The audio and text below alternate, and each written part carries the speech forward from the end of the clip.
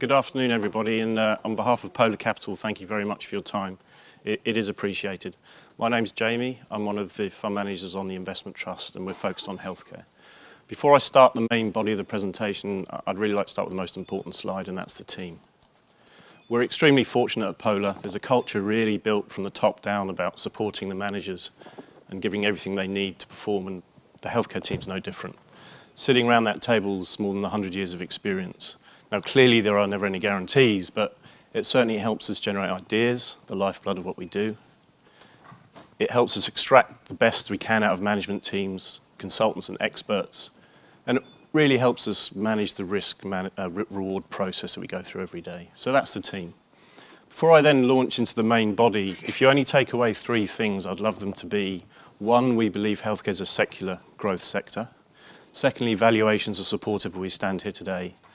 And finally, and the most exciting thing that gets out of bed in the morning, is tech is really disrupting the way healthcare is being managed, delivered and paid for. And that's the really exciting thing that we're looking at the moment.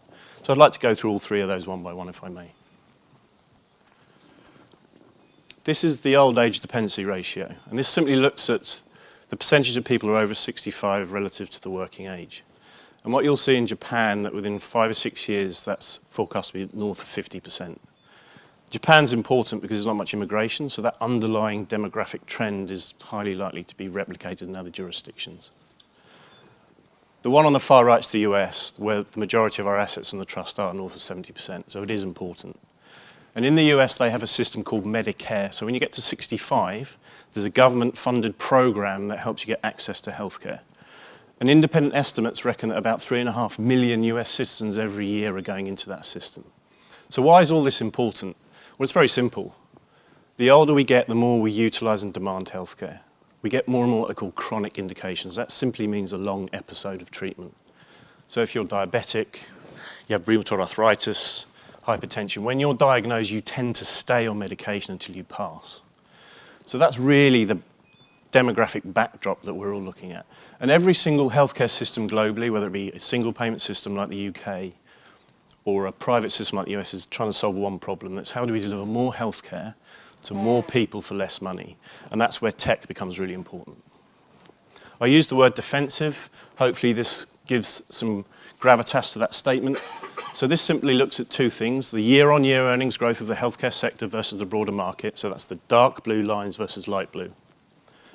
And it looks at the total growth, some of which is forward-looking.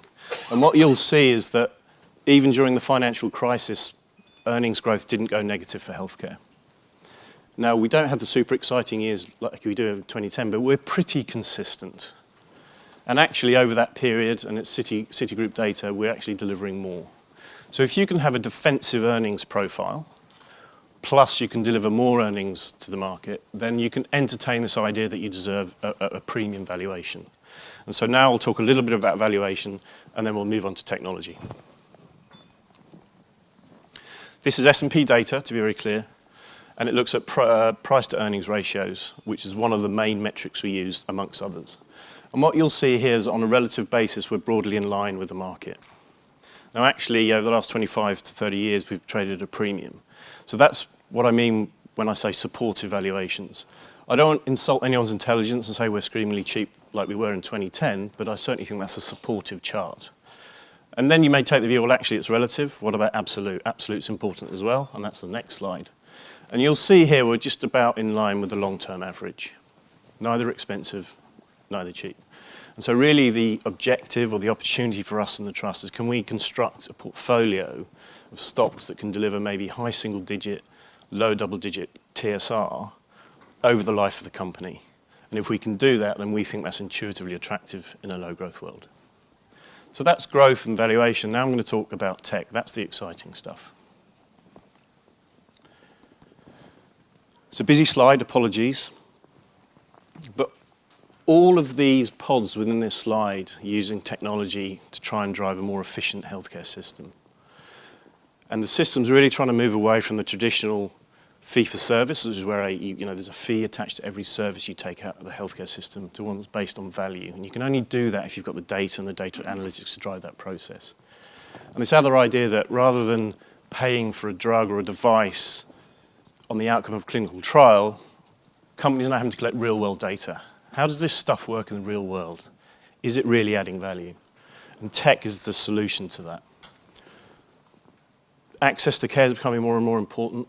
People want access much more quickly now than they used to in the past.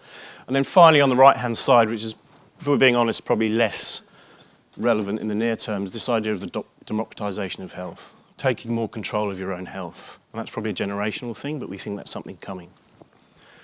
So that's lovely. Lovely story, Jamie. How do we actually invest in? And that's what the next few slides are around. How is tech changing the way health has to be managed, delivered, and paid for? So one of the most interesting ways to play this theme of cost savings in the US market is the insurance companies. And these are listed vehicles. And essentially what they're trying to do is use technology to move away from fee-for-service, which is something I mentioned before, to something called value-based care. This idea that a device or a product won't be reimbursed and paid for unless it adds value. And these are the kind of the majority players. The most obvious one and the easiest one to talk about is probably United Health Group. It's one of the biggest companies in our universe. And it's essentially an insurance company. And underneath that is 3 ancillary businesses that are essentially all designed to cut costs and to create efficiencies. It's called Optum. And they're very heavy users of tech, data analytics, machine learning. It's called Optum RX, which is kind of their pharmacy business, Optum Analytics, and Optum Care. And in fact, that's the stuff they can export. So even here in the UK, Optum Analytics is working with Trust to try and drive efficiencies. That's managed. What about delivery? This is a minute clinic. And this sits inside a CVS pharmacy. So just to everyone else in this room, that's essentially Boots. So now you can go into a CVS retail pharmacy in the US. And sitting in the back of that pharmacy is a senior nurse. And that senior nurse can prescribe certain low acuity disorders. That may be a rash on your arm, for example. And you're in the pharmacy, and so you get your subscription, you can pick it up. If for some reason that nurse cannot give you what you need, you can have an online virtual interaction with a physician. And there's a public company called Teladoc that does that. And in fact, there's a private company here in the UK that does something quite similar. It's called Babylon. It's better for the consumer. It's cheaper, more convenient.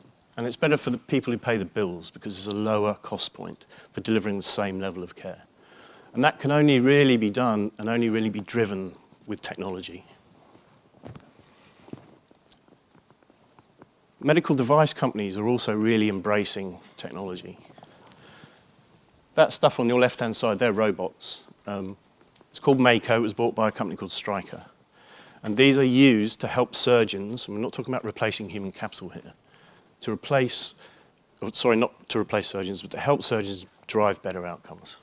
They can use these robots to deliver more precise knee surgery. It's better for the patient, and hopefully they don't go back for a revision.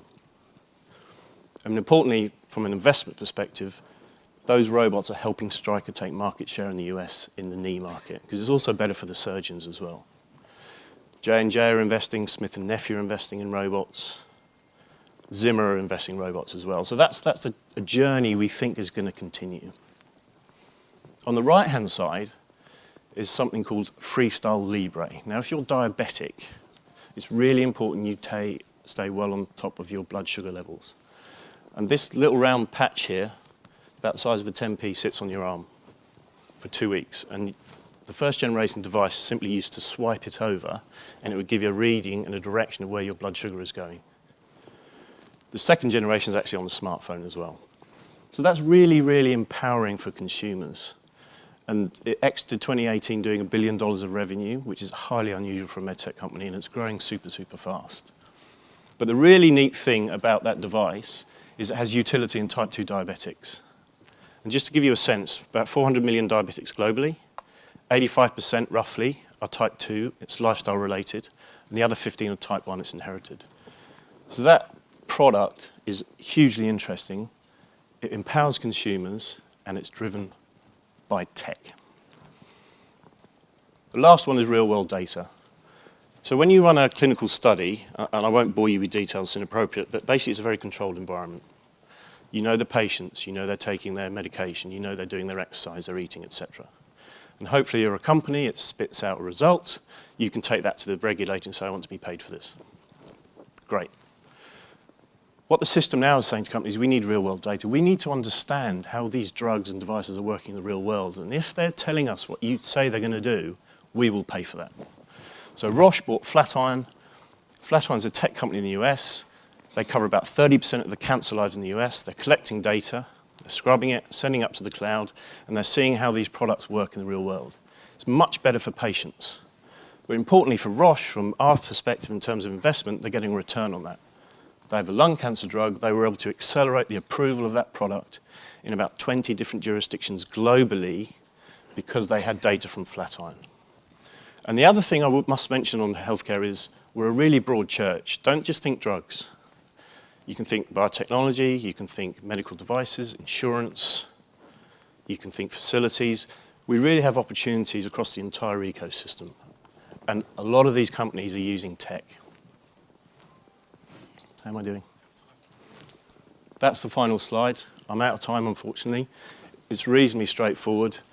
If you can innovate, you can add value, then the system's there to support you. And if you can do that, you can grow. And in a low-growth world, we think that's interesting.